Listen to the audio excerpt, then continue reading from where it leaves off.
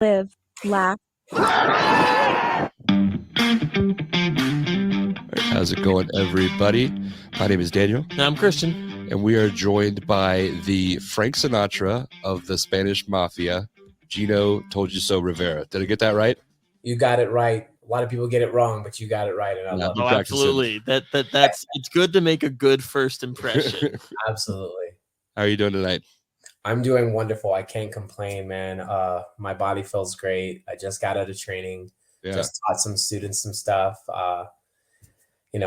I'm just always on the go, and I never have time to myself. I never have time to just relax, but that's what happens when you want to be the best, Yeah. Awesome. Absolutely. And we will 1000% talk about your whole training deal. Like, that is awesome. But we're also going to try to get into your story and a little background on you and just try to dig into the story of how you became who you are now, because you are killing it now. Like, you're everywhere, man. I hope so. I always tell people, and I get that often, right? And I always go, you know what? I don't feel that. I don't see that. I feel like I'm stagnant and that I'm not doing anything. And everybody's like, are you crazy? You're here, you're there, you're here, you're here. And it's like, well, I don't know. I don't see it. I don't know. Yeah. It's a wild thing, because I've probably followed you on social media for like 2 or 3 years, and to follow your journey through that and working the guys you're working with, to be training guys at such a high level, and then occasionally I'll be watching WWE and you'll pop up, and then or Dark and you're there, or when 205 was running, I remember seeing that and be like, what the? Okay, look at him. Yeah. Definitely, man. Yeah, I mean, I've done some fun stuff. I've done some absolutely just, dude, I've had a wild ride. Like, wrestling is just one giant roller coaster. Yeah. I'm definitely afraid of heights, and I'm just the whole way down. I'm like, I'm right there with you with roller coasters. Absolutely. I'm literally next door to Texas. I'm in Albuquerque, New Mexico, and I wrestle a lot of Texans, being around in the Southwest area. And they taught me a phrase. It's called "bless your heart." So when you say, I follow you on social media, I'm like, bless your heart, because I am horrible. I am the worst. All I do is promote, push. Yeah. And regardless if I get 1 like, 2 looks, no likes, 100 likes, it doesn't matter. Yeah. I'm still chucking along. You know what I mean? Consistency is the key there. Yeah. And you are consistent. I tell a lot of people that. I'm like, hey guys, look, I've been wrestling for 15 years now. And the way I get my bookings, my podcasts, my interviews, radios, news stations, whatever it is. Yeah. Because they love the way that I promote. Yeah, it's of course. A nonstop thing. And I just have my ways of promoting it. It's just, it always works for me. Yeah. That's why I'm booked all the way through August right now. So, hey. There you go, man. That's awesome. And another thing I've kind of noticed, I kind of equate you to on like the Brutal Bob Evans level of like, you're not just promoting your stuff, you're like throwing like good stuff to know like you're a wrestler. Yeah. Yeah. That's always really cool.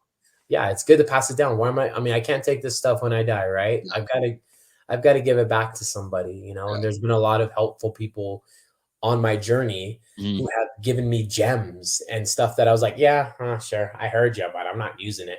As myself, I'm eating it up. I'm using it. I'm throwing it at somebody. I'm like, that guy didn't care, but all right, you'll need it sometime. Just like I didn't need it at the time, and now I need it. So yeah. So jumping back, because you mentioned you've been doing it for 15 years. Yeah. So we're going to jump a little even before then. When you were a kid, what drew you in about wrestling? And was there a guy that you would kind of attach yourself to? It was like, oh, I'm riding this all the way through. Shout out to my adopted mom. I love you so much. And I know you're angry with me, and I hope we talk soon. But my adopted mom was the biggest Undertaker fan, the biggest Andre the Giant fan in the world. And being an adopted child, being the baby of 6 boys, you know what I mean? You don't really get a say in who's watching what. You're just watching whatever everybody else is watching. And my mom just loved the WWF at the time. And she used to go to independent shows, and she was younger. She met Jimmy Superfly Snuka and Andre the Giant and Jake the Snake and stuff like that. And her favorite wrestler was the Undertaker. Watching him on TV and being scared out of my wits. And my mom was just so excited. Oh, he's so handsome. He's oh my god, oh my god. Just she was the biggest Undertaker fan, and I grew to. I love my mom so much. I wanted. Some people want to be their dad. Some people wanted to be their hero. I wanted to be my mom. Like she's the most amazing woman in the world.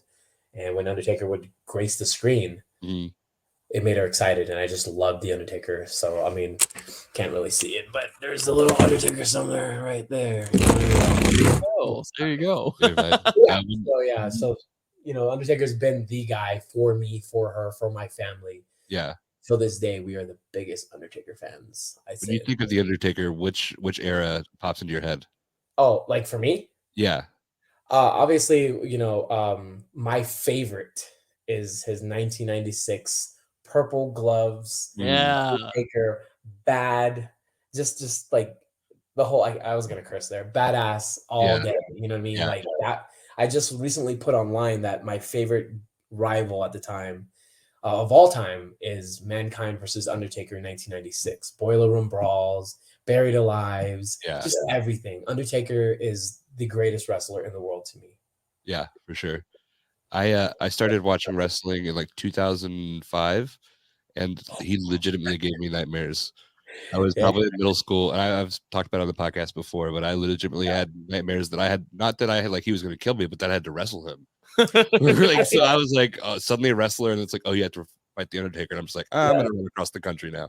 I met the Undertaker for the first time in my life, and I got starstruck. I've never been starstruck around anybody, and I've met so many famous people, 3-6 Mafia, you name it, whatever, and I've never gotten starstruck. And then I met the Undertaker at a signing, and I literally was standing tall, and he was sitting, and he was still taller than me. And he, there was a lady, she's like, oh, do you want to give me your camera? I'm like, yeah, here, I want it like this, not like this. Hold it like this. The whole time he's behind me, and he's like, oh, wow. For my hand. And then I look at him, shake his hand, and I'm like, hi. I take a picture, and I bolt, and I leave. Yeah. I did not get the chance to tell him that you are the reason I am a wrestler. You are the reason for my happiness. You are the reason my mom loves this. I got into this business because of you. Yeah. I just took the picture and I left. Yeah. It was literally 10 seconds when I could have stayed at least another 30. But I was so starstruck, and I hope I get the opportunity to tell him how much he meant to me one day. We'll see. Yeah, he's still out there doing things. That's awesome, man. I like when I started watching wrestling, it was like 2008. And so I come from like a theater background with my dad being a theater teacher, and there is never such a suspension of disbelief. Like it's like, oh, this guy came back from the dead and he set his brother on fire in the childhood home. But like that was like, oh, like he kind of got me into wrestling because like, oh, this is theater. Like he is the epitome of just entertainment. Like this is suspension of disbelief to the 10th degree. Everyone just goes with it. And like, that is incredible. And I fight with it daily with people that, obviously everybody wants to be the cool guy and go, hey, I'm a wrestler. And who's your favorite wrestler? Because my favorite wrestler is Tanahashi and Okada and Omega and Isawa and whoever. And I'm like, well, my favorite wrestler is The Undertaker. And they're like, really, bro? And I'm like, what's wrong with that? Well, he's a dead man. How can he? I'm like, do you like Star Wars? You want to go that route, okay? Because we can go that route with Star Wars. Yeah. You know what I mean? You suspend your disbelief. You don't really believe that there's people up there with lasers, right? Yeah. Like, you don't believe that, do you? I mean, do you? Right? Yeah. I know Undertaker's not dead, but it's a suspension of disbelief, guys, and we won't get into that. But it's the whole, wrestling's the, or. You like The Undertaker? Do you like Star Wars? I love Star Wars. Okay, nerd. Let's talk about it. So right. Undertaker in the ring though, like deserves a little bit more respect too. Like some of the stuff that he was doing, like the old school and the Undertaker dive, where he's just like a 6'8" dude just flying through the air, like yeah. Believe me, I've done all those moves in honor of my favorite wrestler. Some of them weren't pretty, some of them were awesome, but true big man, one of the best, if not the best big man to ever do it. Sorry, Yeah. That's awesome. That's awesome. And this will very quickly turn into an Undertaker podcast if we're not careful. Yes, Because- yeah. Sorry, guys. Keep No, trying. No, it's fun. no, because I'll talk forever. I'll talk forever, man. I'm Puerto Rican. It's in my blood. Hey. So jumping a little bit ahead. So you're a wrestling fan. Yes. Where's the switch to I want to do this? How does tryout go? If there's a tryout, how does training go? Like, just talk us through that process of just kind of how you got there. Literally, guys, I've been telling people my whole life I've wanted to be a professional wrestler since, the day I could actually say wrestling. Yeah. I always knew I wanted to do it. I always knew I was going to do it. And no matter who I told, I was laughed at. I was told, "Yeah, you're too small, little shrimp." Yeah, right. Yeah, right, kid. Go stick to your daytime job. Well, anyway, I was 18 and I was in Los Angeles, California at the Staples Center. And I got these flyers, I'm crossing the street and these guys are like, "Hey, take this." And I'm like, "The hell? I don't watch porn. What the I don't watch porn." I was like, "I don't want this. There's naked guys on here. What the heck's going on?" Right? Go walk across the street again, because there's the car at the Staples Center. You got to walk, whatever. Yeah. So I get it again. "Hey, check this out." And I'm like, "I don't want this." Whatever. Throw the flyer away. Go see my show. I'm being a mark. Oh my God, WWE, whatever. Yeah. Come back out. Awesome show, by the way, WWE. And then I get a flyer again, and it's like, "Hey, check this out." And I was like, "Look, dude, I got like 3 of these. I don't want these." He's like, "You like wrestling, right?" I was like, "Yeah, I love wrestling." "Well, look at the flyer. Did you actually look at it?" And I was like, "No." Look at it. It says, "Pro wrestling. Want to be a pro wrestler. Santino Bros Wrestling Academy in Los Angeles, Bell Gardens," something like that. Or Norwalk, California, I think it was. And I was like, "Oh my gosh. I've wanted to do this my whole life, and it's right here in front of my face." And I grabbed that stack of freaking flyers that dude had. Shout out to you, Frank the Tank. You were the one I took it from, I think. And the next day I called the number and a lady named Sylvia Romo answered. And she's like, "Yeah, like, we'd love to have you. Why don't you come check it out? See what if this one's for you. And if it's not, we'll keep pushing." I went over there. All I could see was a ring in a backyard. And I didn't understand backyard wrestling. I didn't know what indie wrestling was. I just knew WWF and WCW. But I saw a wrestling ring. And I was like, "Oh my God. I'm going to be in the WWF one day or the WWE one day." I was just amazed with the ring. And when I got there, I was like, "Sign me up." And in 2008, I signed up to be a professional wrestler. I made my debut in 2009. There you go, man. That's awesome. Yes. When Shout you out went to into it. Wrestling Academy, Joey Chaos, Supreme, Angel. Gosh, I can name everybody. Steve Payne, Carnage, they all trained me. I had 11 trainers literally shaping the wrestler that I was. And that is all thanks to you, Joey Munoz and Sylvia, because I know they'll be watching this.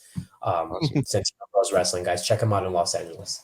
Okay. Yeah, awesome. We'll definitely share those. It's awesome that you I know a lot of people have the story of their first wrestling training is this dude in a bar, like you were talking about with Vern Gagne, but not necessarily like the level of Vern Gagne. You were able to walk in and find a really reputable school. It's really cool because we've heard some stories about people that haven't. When you first started training, what was your idea for your character? Like, what did you want to be? Obviously, you're a huge fan of The Undertaker. So how do you take that love with your kind of personality, and what are we looking at there? I didn't really have a choice in what I wanted to be. I was just told from day one, "Man, you're a rookie. Oh man, you're natural." My trainer Silvio Romo was like, "He's a freaking natural. He just does everything perfect." And I was like, I've only been watching and jumping off of coconut trees in Hawaii onto my friends and cones and ladders. I've been doing this my whole life. So when I got into the ring, I already knew what I was gonna do. As far as character wise, it was they kept calling me like the rookie, and I was like, "Okay, well, what is that? What is just a rookie? Am I rookie? What does that even mean?" And I couldn't find a character, and I was obsessed with the 80s at one time, and I was like, "Okay, like I like the 80s. I'm obsessed. It's a trend, whatever." And then one of my coaches was like, "What year are you born?" I was like, 1988. And they're like, "Jesus, you're a baby." And I'm like, "Yes." And not compared to you guys, but I'm old now to you guys. But yeah, so they gave me the name 88. literally the number 88. And they put the rookie 88, and they're like, "You're gonna be our next Rey Mysterio. We're gonna put you under a hood." And for those that are not familiar with a hood is, it's a mask in wrestling. And I was like, I don't want to wrestle in a mask. Like, I want everybody to see my freaking sexy face, right? Whatever. And they just put me in a mask, and the rest was history. I made my debut under a hood. It was a sex shop mask at first because I couldn't afford a mask. So we cut the ball out. One of those balls that you're like, we cut the ball out.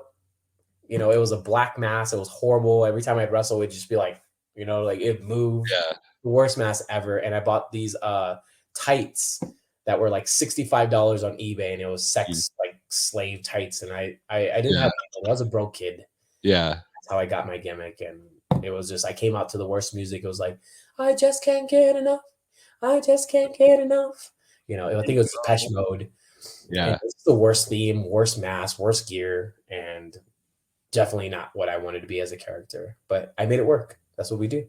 Question, and this might be just for me, but do you have any pictures of that? Absolutely. I've got tons of pictures. Yeah. Would you be able to share that with us? Absolutely. Like right now? I can. I mean, just at some point. And I would love to see that. And I'd love to share that. As you guys are talking, I can definitely get that for you. Okay. Just the thought of loving wrestling so much that you're wearing like a gimp mask that you cut them. It's the worst thing ever. And whenever I see it, guys, I cringe because I'm like, oh, it was me at one time. But anybody listening that is like complaining about their first attire, I'm gonna direct them to this now. There's a whole post about it that I posted years ago. I keep looking up, and I'm like, guys, you guys have no idea how bad I had. Oh, you think you're struggling? Let me tell you about struggle. It was the worst thing ever. But like I said, I had a job. I knew what it was, and I made it work. And I'm just so proud of myself for doing that, you know what I mean? So for sure. That's awesome.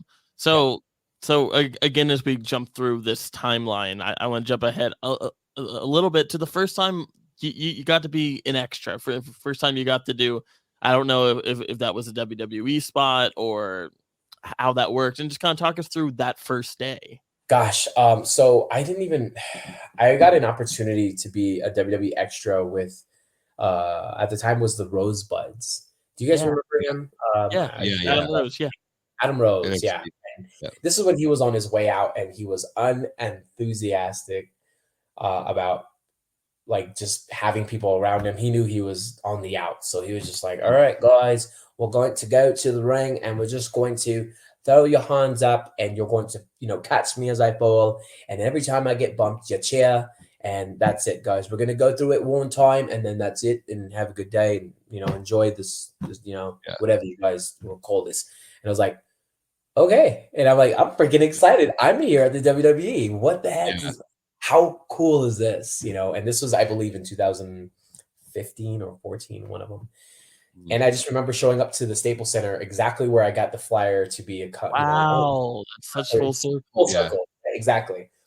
And I just remember being in a Staples Center. I'm just looking around. And I'm like, I'm here. And I thought, I was like, I'm going to get signed. I'm going to, Triple H is going to come. Vince McMahon is going to go like, how you doing, pal? You want a contract? I thought I was going to get the whole shebang. And that night, they just told me to dress up in some funny clothes and do the whole da da da da da. Whoa. And I was just like, okay.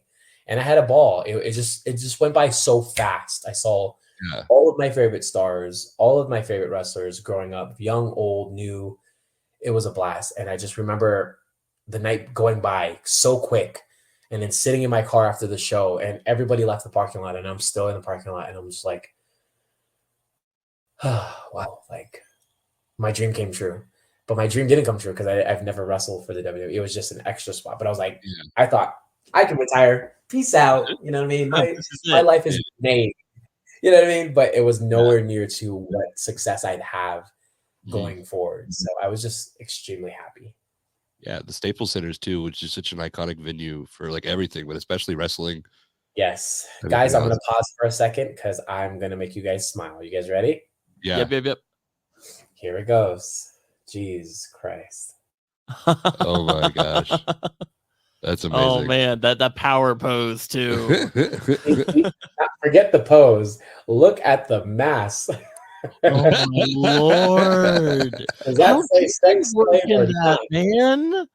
The ball was in the mouth. Okay, the ball was in the mouth. The tights I got from a sex shop. I didn't even fit it. It was just like hip huggers. You know, I couldn't afford boots, so I went with kick pads from an MMA guy. It was just the worst thing ever, guys. This is the rookie 88 live Awesome. in color. This is what I did. And I thought, I'm going to be the next Rock. I'm going to be the next. Jeez.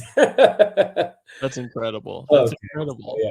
But yeah, back to the scheduled program, guys. Yeah. No, that's great. And would you mind sending that to me as well so we can put it on a clip? Absolutely. I'll send you whatever you need. Just no OnlyFans. I'm just kidding. So like I guess we can add you to that list of notable Rosebuds because there's so many alumni, like Rosebud alumni, right? Yeah. The big names. Yeah.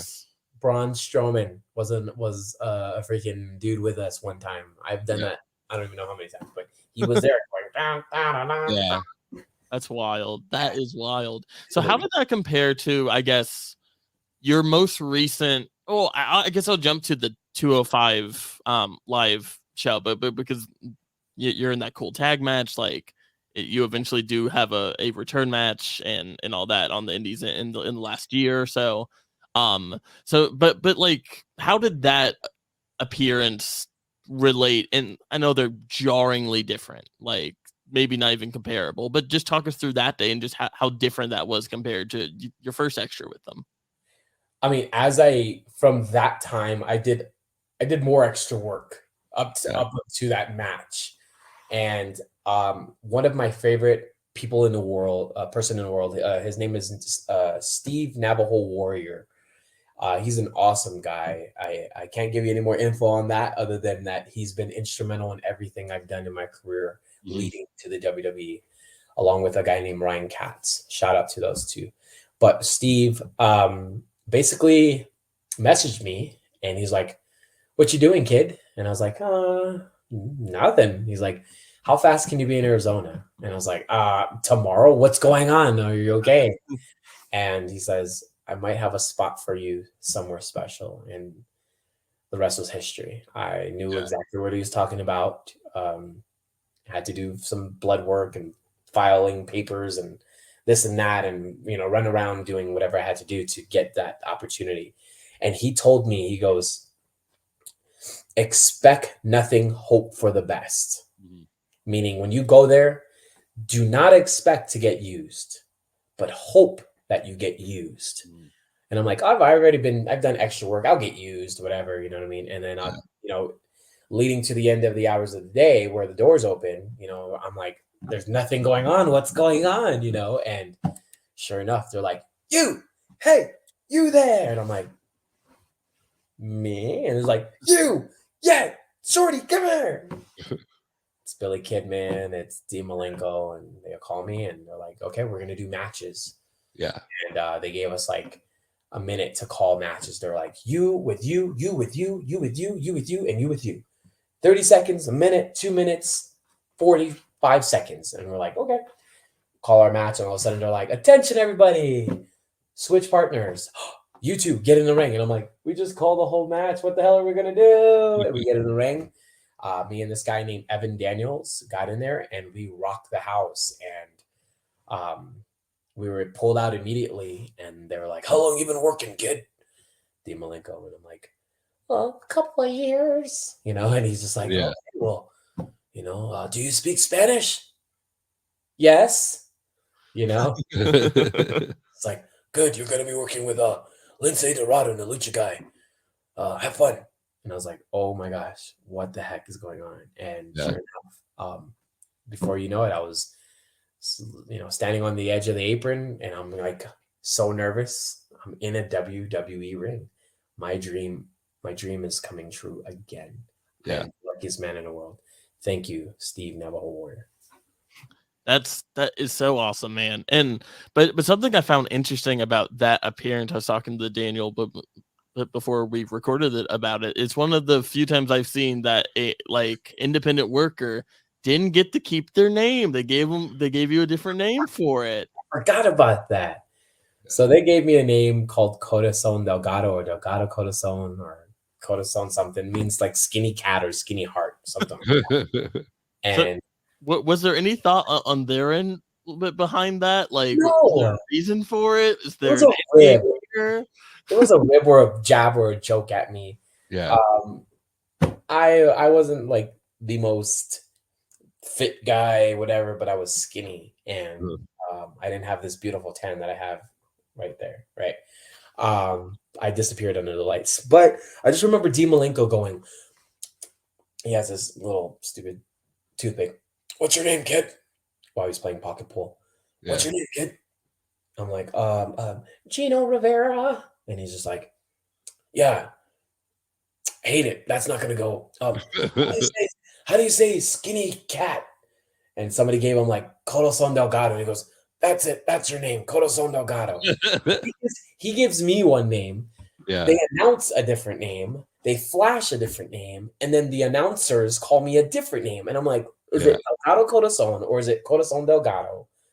I don't know what. I was just called like two different names. Yeah. Well, the other guy that didn't even try to get his name, he was like, what's your name? Evan Daniels. I love it. And I'm like, Evan Daniels? That is the worst name in history. How come he gets to keep his name? That's two first names. Sounds like somebody trying to be like a whiskey guys, you character. can roll your tongue. Rivera. Evan Daniels. How boring is that? I love you, Evan. But how does he get to keep his name? How unfair. Yeah. But it was just the greatest thing. That's awesome. And I have one more question about the extra work, and then we'll get down to different things. But now, how does that compare to the AEW Dark appearance? How does that come to happen? You're working Cass, which is just Morrissey, which is so fun to see. I mean, it was just kind of like out of left field. I'm like, what's Gino doing here? So how that compared to the WWE experience, and just kind of talk us through that. I'm going to choose my words very carefully here because I got eaten up by Conan on Twitter for bringing up something back then. But the AEW was fun. Okay. But nothing will ever compare to the experience you have when you're back there with the WWE. Yeah. I went with AEW I worked with them in 2020 of March, right before the pandemic happened. How ironic. And I thought I was going to have a match, and they chose to have a guy named Alexander Corrente, and they chose Abaddon at the time. And Abaddon had the place rocking, and this girl was wrestling for like 6 months. And I just remember her and that guy getting opportunities, and I was like, these two, I'm the wrestler, I'm the world traveler. It just made me really like angry because I was like, I'm the traveler, I'm the guy with experience with stars, and these guys are in school like trainees. But I didn't know what was going on. I can't really get into that. But I know that I wasn't happy about how that was, and I said something online, and I wasn't brought back until just recently. And I contacted them since 2020 of March up until just recently when that episode happened. And I heard a week or two before Wrestling Big Cass, we'd love to have you come on down. So I was like, oh my gosh, thank you. I get to wrestle in a match and showcase what I can do, whether it's selling, pumping, making somebody, or possibly showcasing my skills. WWE let me showcase my skills. AEW kind of said, what can you show us? And it was just very, very, very chaotic backstage, where it was just like, this is crazy. You know what I mean?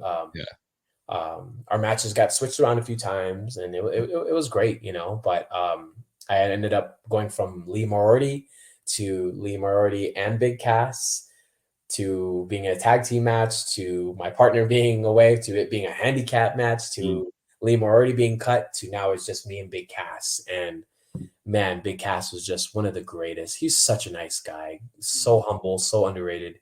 What a great comeback story, man. He's a success, and it's awesome that he's made such this life comeback. His recovery, his road to recovery is awesome, and I pray for that man. And I'm so happy. I'm still a fan of his. And if not, I'm even more of a fan of his now. But Yeah, AEW was just a trip, man. Guys, I walked out there in El Paso. I am not from El Paso. I am from Honolulu, Hawaii. Okay, like I'm born and raised there. And sorry to spoil you guys, I'm not from Brooklyn. Okay, but I'm from Hawaii, and to be in Texas in El Paso, where I perform not regularly, when they saw me out there and they were behind me and they were chanting like Gino, Gino, Gino, whatever, it was just Yeah. the greatest. And Cass was like, they're fucking cheering for this guy, for this little guy, you know. And yeah, he knew what time it was. He knew, you know, he was wrestling somebody with some type of buzz. So it was the greatest time ever. I love AEW, but WWE's hard. Yeah, absolutely. Going from you're like on TV, I'd like to kind of talk about your individual success. Can you talk us through the first time that you ever won a title? If you look at the picture on the screen, you're holding, I think, 4 different titles. So clearly you're no stranger to championships. But what is that first time like? Guys, I get a little angry talking about this because I'm passionate. Okay, I'm not bitter. I'm not angry. I'm passionate. And when I see guys and girls come up in this industry and they win a belt their first 2 weeks in the show, first 2 weeks in their business, it just makes me so angry because I know they didn't work for it. I know they don't know what that moment means until they actually win it. And for me, it took me 9 years to win my first title. I'll never forget. I was in line for a push. I was in line for a championship, and I was really excited about it. And I brought my family there. You know, I brought at the time like people that I really loved to this match because I was like, this is my night. And a veteran that is still around to this day that everybody holds so high on the pedestal told me and told the promoter, he's not ready. And I'll never forget that and forgive that because I felt I was ready. You know what I mean? Not just because my family was there, but I was like, it's my time. You know, the fans are behind me. I'm a little polished. I think I can handle this. And he told me, no, you're not ready. And I was just such a bitter and angry kid. I was like, that's terrible to do something. I will never do that to somebody. Yeah. And they did that. But it took me 9 years to win my first championship. And it just made my life. I was so happy. So happy I made it. I got a little replica of it. Here it is. That's awesome. This is the Arizona State Championship. This is the first title I've ever won. I defeated Manny Lemons, Peter Avalon, and some other guy in like it was a tournament. And this title was the belt that I won.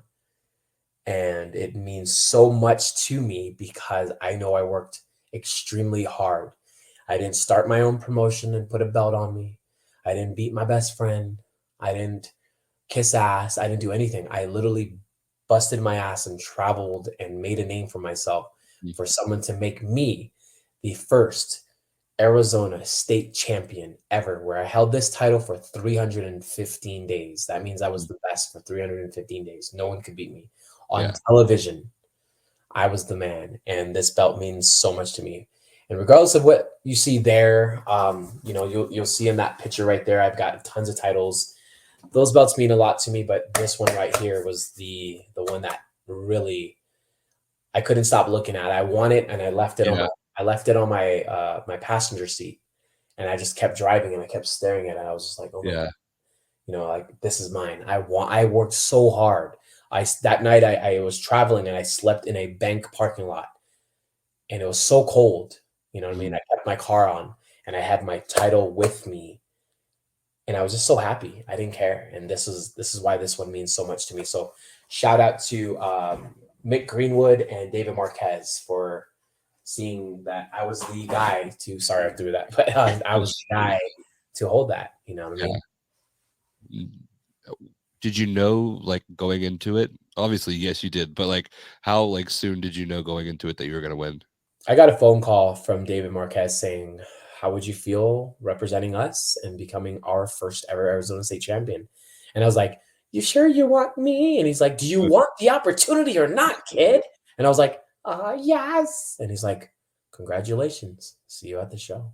And I was like, what did I do to deserve this opportunity? And if you guys know David Marquez, this is a man who makes stars, doesn't want the credit, doesn't need the credit. He just knows he has an eye for talent. He puts them on their show, and every one of these guys all succeed. You know what I mean? You Yeah. look at like guys like LA Knight. This is a guy that worked with Paul Bearer. This is a guy that worked with Peter Avalon, Danny Limelight. He can see stars. Jordan Clearwater from NWA. This is all people that David Marquez, has under his tree, and they're all stars. And I love David Marquez so much. I don't know if he loves me. We're both Puerto Ricans, but I love him, and I'll always be thankful for every opportunity he's ever given me. That's awesome. That's awesome. And to go from winning that belt, now it seems like you're no stranger to it. What would you say is the most important? Like, if there's any wrestlers out there being a champion that people might not know about, or like stuff like you said, like little facts, little gems. Like once you get that title, like what are some things that people may not think about that you want to consider? And how hard is it to time manage?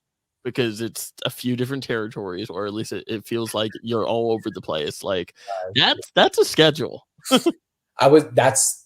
You asked the question and he answered it. So literally the hardest thing about being a champion and winning championship belts is managing different feuds, managing a schedule, making sure you can defend them. Because I've had literally 2 shows saying, "Hey, you're in the main event, you're defending your title," and I'm like, "Oh my gosh, I'm champion of both shows. I have to pick one. Both depend on me." And that just happened recently, like 2 weeks ago. So having a belt is an honor. That means that somebody somewhere sometime believes that you're the best in the company. Whether you're a tag team wrestler, a women's champion, a singles champion, that means you're the best, and you have a duty, you have a task, you have to perform, you have to represent, you have to carry that championship and basically go out there and be the spokesman for that company. You can't embarrass them. You have to put them on a pedestal, and I gladly accepted that. As you see, guys, I won my first championship in 2017. Guys, what year is it this year? I think it's 2023. It's 2023. Guys, I haven't been without a championship since. That's awesome. That's awesome, man. I've had 1, 2, 3, 4, 5 at a time. I can't get them away from me. You know what I mean? I'm in line next week to crown the first Latin American champion. Then I go to El Paso in 3 weeks after that to crown the first United States Army-based champion. It's a company that basically we perform in front of the troops, and they put together a belt that they want somebody to represent. I'm performing for them. And I go to another town where I'm, wrestling for another championship. It's a wonderful opportunity. I wanted to be a champion so bad, and now that I'm getting freaking belts wrapped around my freaking skull. Okay. And it's a lot sometimes because, it's just time managing who your opponent is, when you're going to drop a title, when you're going to pick one up. It's just, I'm everywhere. Yeah. It's harder keeping it than it is winning it. I can tell you that. Yeah. Is there a different amount of preparation, whether it's in the promos or it's in putting the match together, when as a champion you're working both the local guys, the traveling star, and then the XTV guys? Like, how does that compare when it comes to putting that together?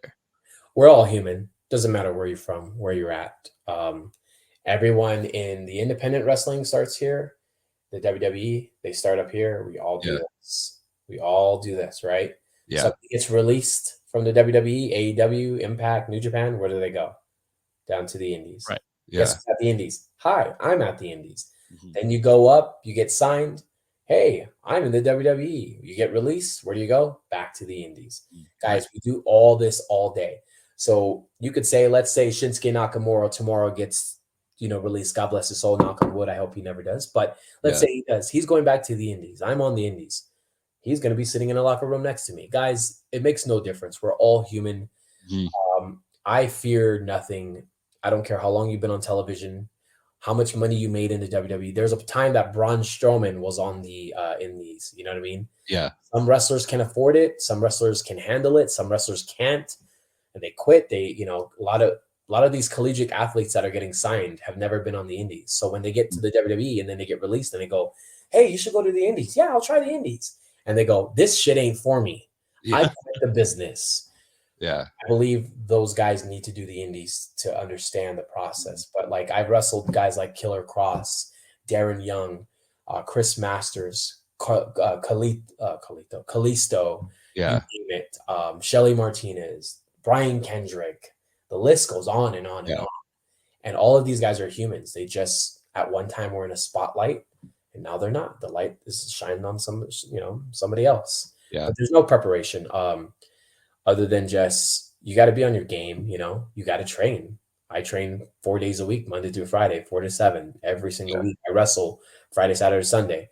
I'm always in a ring, and I'm always a student of the game, watching wrestling, doing wrestling, talking wrestling, giving knowledge, receiving knowledge, going to the WWE, learning, taking what I learned, giving it back to my school, watching my kids do it, and applying it to everything. So wrestling is where you got to eat, breathe, sleep, shit, wrestling. You can't just pick and choose when you want to do this. This is what you do. When people say that this is their life, I believe them because it is. It's my life.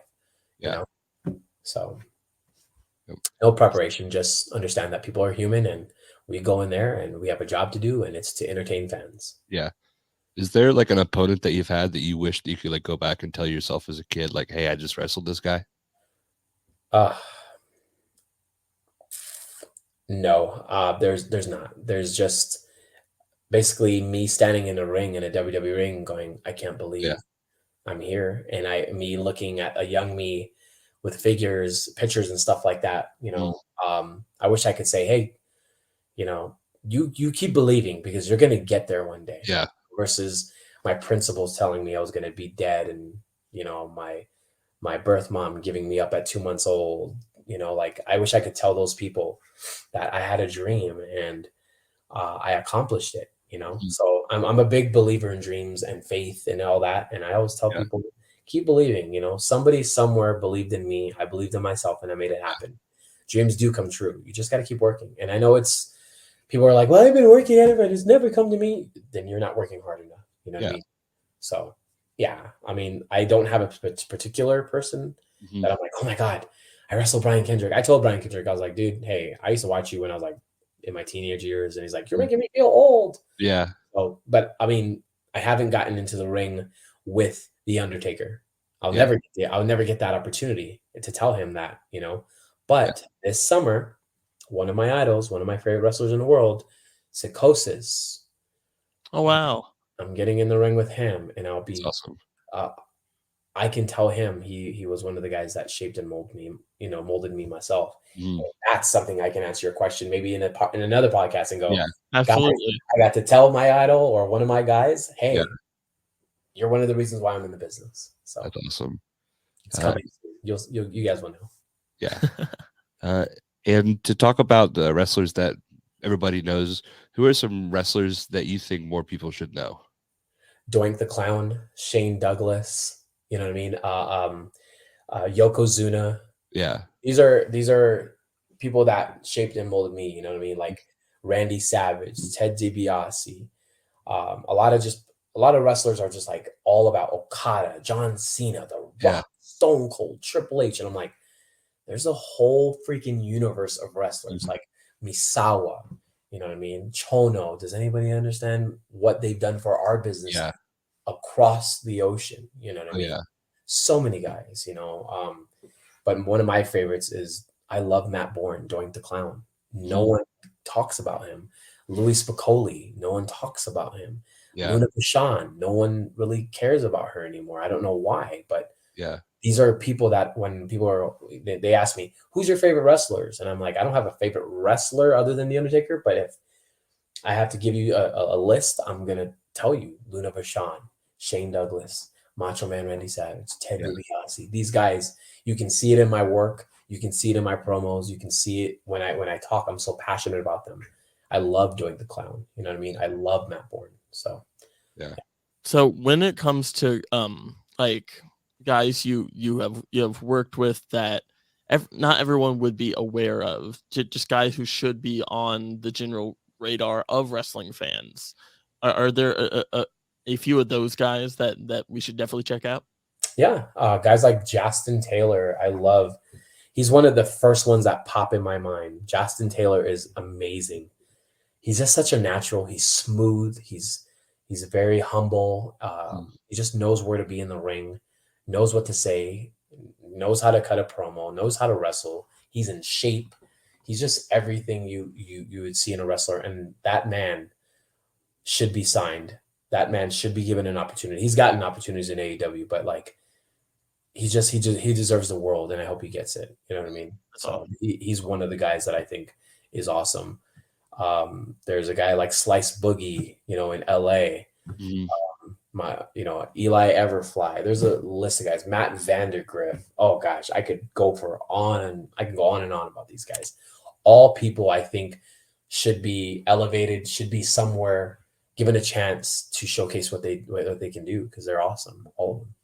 Awesome. Well, I think I want to be respectful of your time. I know you just got done training, so I don't have any more questions. You have any more questions? No, at some point I would love to have you back on to follow up on things, because I feel like we only did scratch the surface in this one, because I feel like you are a wealth of knowledge that to give you a platform to continuously do that. I mean, that sounds good on our end. Yeah, and if you want to tell people where they can find you, talk about your wrestling school, your social media, you are probably one of the most dedicated social media wrestlers that I've seen. Have to be. Yeah. All day, guys. I'm literally, this is my office all day. You know what I mean? Like this is how I get myself out there. I can do the whole computer thing. I can talk to people in network, but literally I am emails, DMs, Twitter, Instagram, Facebook, TikTok, you name it. You guys can all find me on Gino Toldyuso, at Gino Toldyuso, on every single platform available. Doesn't matter what social media it is. Gino Toldyuso. I'm active on everything. I have to be, because like I tell my students, like I tell other wrestlers, one guy might have Twitter, but this girl only has Instagram, but this girl only gets on Facebook, but that guy only uses, I don't know, TikTok. You have to get them all. You have to cover them all. You know what I mean? You can't just have Instagram and be like, I'm going to show Vince McMahon I can do something. Vince McMahon has Twitter. He doesn't even run his own Twitter. You know what I mean? So you just got to be active on everything. YouTube, you name it. I'm active on that at Gino Toldyuso. So please DM me, contact me. I respond to all of my messages. Promoters, you can find me. I'm an easy flight, easy booking, flexible, and everything. So awesome. Check me out. And your school is called Off the Ropes? Absolutely. I have a school called Off the Ropes OTR in Albuquerque, New Mexico. I start students every first of the month, only for $120. Guys, you get the full training. It's doable, guys. There's people charging you $3,000 out there to literally put you in a headlock, break your leg, and take your money and make sure you never come back. I want to see you come back. I have made training affordable for the normal person that is working at a Walmart, that is working behind the desks. Wrestling is for everyone of all genders, races, sexual preferences, political views, shapes, sizes, sexual preferences, whatever you like, it doesn't matter. Wrestling is for you, and I am here to open the door and let you in. I believe in having patience. I sell patience. I won't sell you a wet dream. I won't lie to you. I don't have a contract for the WWE. What I can show you is etiquette, how to talk to a promoter, how to wrestle. Anyone can show you a headlock, but they cannot show you how to get hired. And that's something I took from Disco. I am here to show you how to get hired. Contact me now at Gino Toldyuso, Off the Ropes, New Mexico, in Albuquerque. Awesome. That's awesome, man. We'll have all that listed in the bio on our links and everything too. We appreciate your time. We hope you have a good night. Absolutely, guys. Thank you so much. This has been wonderful. Yeah. If I could leave you guys with a quick saying before you guys have. Please do. Yeah. The reason why I'm still in this business is because I say, and I was told, don't quit. And I try to quit this business every year I've been in it. Okay. And it's been wonderful for me. It's brought me up to my highest of highs, my lowest of lows. But somebody told me this great saying: the day that you leave, somebody, somewhere, sometime will be looking for you. And what that means is when you leave, you never know when that opportunity could be calling you. Yeah. And when you leave, they go, hey, whatever happened to that Gino Rivera kid? Well, he quit yesterday. All right, well, how about you, Skip? Come on down. Yeah. I got something for you.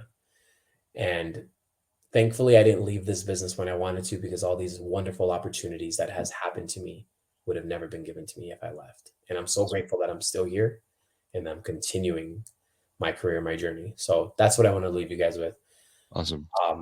Thank you guys so much for the opportunity, guys.